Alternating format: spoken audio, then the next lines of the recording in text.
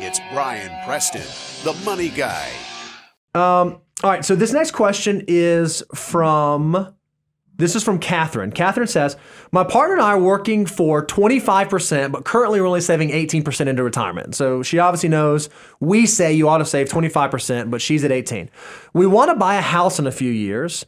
Would it be ill-advised to put off the 25% to work towards a down payment? In this housing market, we get this all the time from folks ask us, man, guys, I hear you say I need to be saving 20, 25%, but I want to save for a house or I'm buying my first home. How do I reconcile those two things? How do I actually get to a down payment, but still focus on saving? Or is it okay to go through seasons where that shifts? Well, this is why I think it is so powerful the way we handle housing in the financial order of operations that is so different than every other talking head on personal finance out there, is because we're just honest. We get real with you really quick because especially, I mean, the content team knows if you want to get me worked up to where I actually literally go into a closet, pull out a soapbox and then stand on it and then start just dropping bombs, is that I think it is wrong how hard we have made it for young people to buy that first house. Mm-hmm. I mean, shame it's a difficult time on our leaders and the people making decisions on the fact that what we're doing to, you want to get me on the second thing is education, but we won't even go into student loans right now, but definitely soapbox issue with first houses. I think it is so wrong how we've structured this system, and you're competing against investors at levels where it's subsidized, low interest rates that are even below the mortgage rates that you and I could go get. That's just not the way things are supposed to work. So there's probably a lot of anger with young people, and you're trying to figure out, how do I swim when I feel like the current just keeps pushing me backwards? Because no matter how much I save this year, if the housing market keeps popping at 10, 15% a year, I'll never catch it. I will never be able to catch this thing. So we've tried to create a system that not only takes into account this crazy world we live in right now, but also gives you the grace of expressing what true other financial mutants have done. That's just a secret that's unspoken, because everybody, when you get to success, we love to be on top of our mountaintop and be like, yes, put down that 20% on that first house. That's what all good financial people should be doing. But that's not the reality. We walked the halls of our office. We're 20 plus employees. And I asked, hey, first home, how much you put down?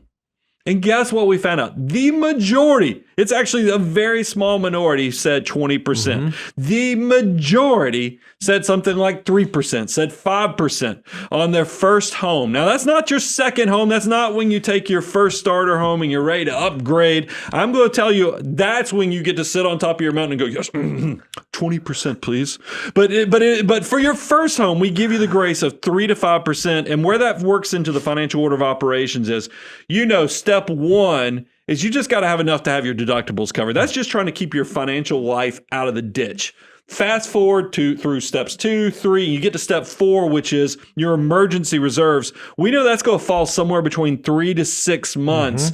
It's also going to be that 3 to 6 months is also going to encompass what are your life goals over the next 3 to 5 years with housing, with children and other things. And you're going to expand and contract that emergency reserves based upon those things too.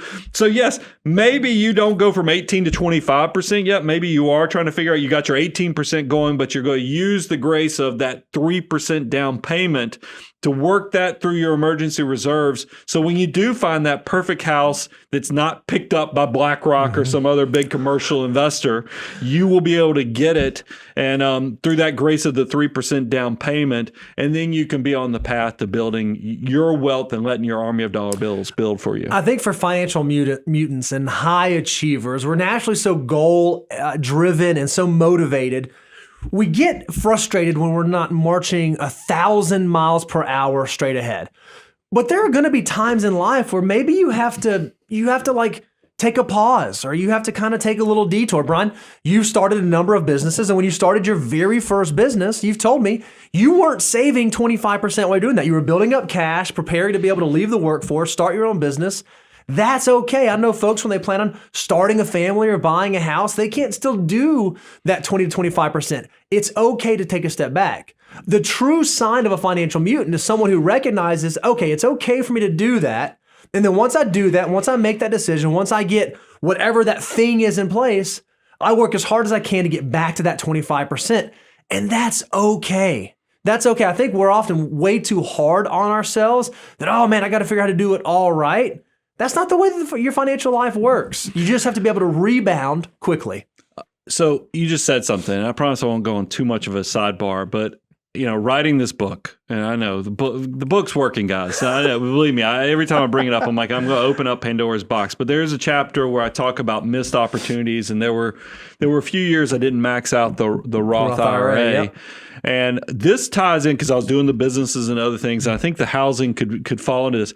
I want you guys to know you do not have to get everything right financially to still end up in a super successful place. And that's what Bo's talking about. The great game of finance is more of a game of horseshoes than it is that you have to ring the bell of hitting that bullseye to thread the needle. And that's the part that you can. And I want you to know that's why we've tried to, when we created the financial order of operations, to put grace moments in there so you knew where you had some additional flexibility to navigate these unique waters, because somebody who built their empire in the 90s is going to be different from somebody in their 2020s. Absolutely. Yep. So you've got to make sure that you are creating the system. And I just love that the financial world has enough flexibility, enough ability to flex on you that you can still be tremendously successful even if you're only batting 300. Because what'd you say? You get in bat 400, so you got to get 4 out of 10, and you get into the Hall of Fame. You're still getting the Hall of Fame. So I mean, that's just kind of the way investing is as well.